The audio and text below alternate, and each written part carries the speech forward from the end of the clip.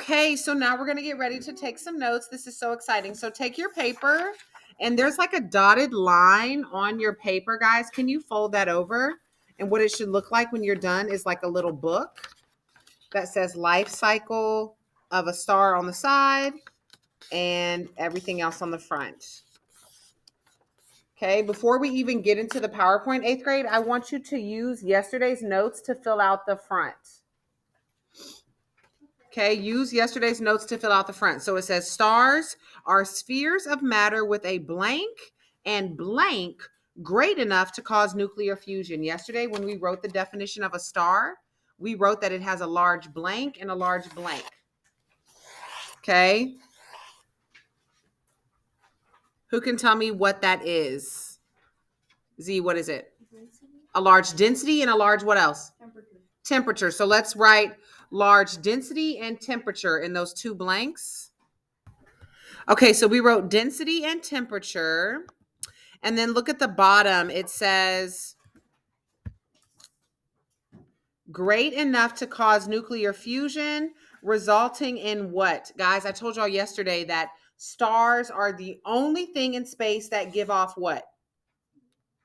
Light. Good job. So let's write an emission of light. Light is that last word. Okay, so just remember that in space, the only thing that gives off light are stars. Other than that, space is completely, absolutely dark. Okay, let's go back to now. We can open up our notes. Okay, I want you guys just to quickly notice that the notes are split into two sides. Okay, there's like a dotted line that goes down the middle.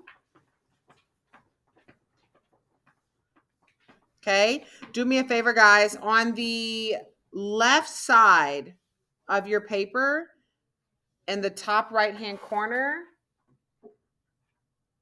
actually, let's not do that yet. Let's start off with this square right here, up here, this cloud that says stellar nebula. Stellar nebula is a cloud of gas and dust.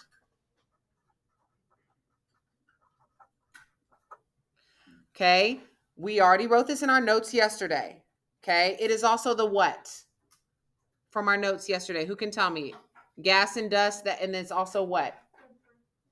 Birthplace of a star. Okay, we also call this like the star nursery. Think of it like the star hospital when you go see all the babies in the window. Oh my gosh, look at that cute little baby star. Okay, all of them are born in the nebula. Okay, the box below there that says the blank of a star. The blank of a star. The size of a star. Okay, the size of a star determines its life. Our sun is not that big. Okay, so the size determines its life. Okay, on the screen, guys, up here on your screen, it shows you how I want you to label. So on the left side of your notes, can y'all put large/massive? Just put that at the top. Large/massive. Just write it anywhere, just like on your screen here. Large/massive.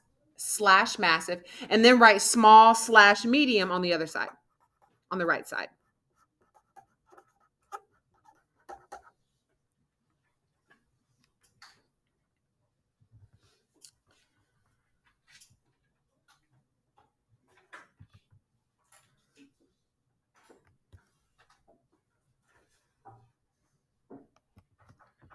Which should look like this. Small, medium on the right, boom, boom, boom. All right, so our next slide, we're going to focus on the left side being large, massive, and the right side being small, medium. So 8th grade, I want you to, in that first blank where it says blank star, I want you to write massive. And on the right side, I want you to write the word average.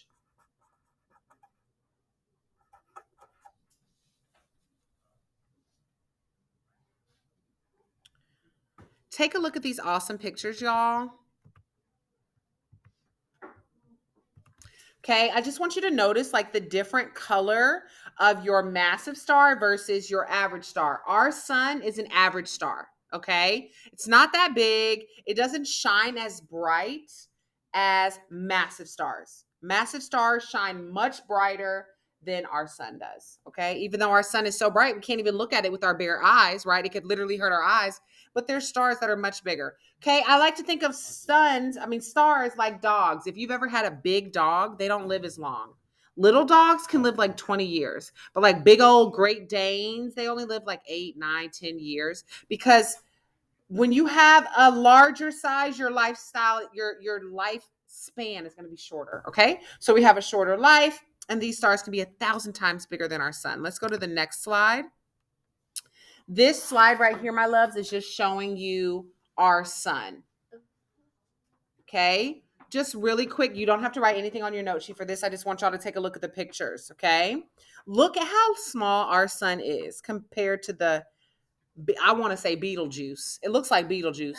That reminds me of my brother talked about. He's like, Beetlejuice. I'm like, Beetlejuice. Betelgeuse. Maybe it's Italian.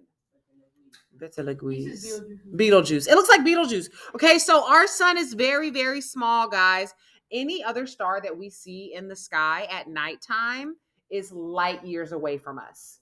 In fact, it is so far that if we took off right now and tried to go to that star, by the time we reached it, it would no longer be there. So often at night, y'all are looking at stars that are no longer there. They are so far away that we're seeing what's left over of something that's no longer there. Okay, I don't know if y'all can understand that, but that's how far away they are. Okay, exactly. We're seeing light that's no longer even there. It's like how the sun's light takes like 8 minutes to get there. Exactly. Yes, yes, yes. Our sun is the only star we see. Why do you think? Because it's the closest star to us. Okay, that's it. So any other stars in our solar system? No. Are there other stars like in our galaxy? Of course. But the one that we see, the biggest, the closest, is our sun. All right. Let's go on to the next slide. Now you guys are going to watch a video.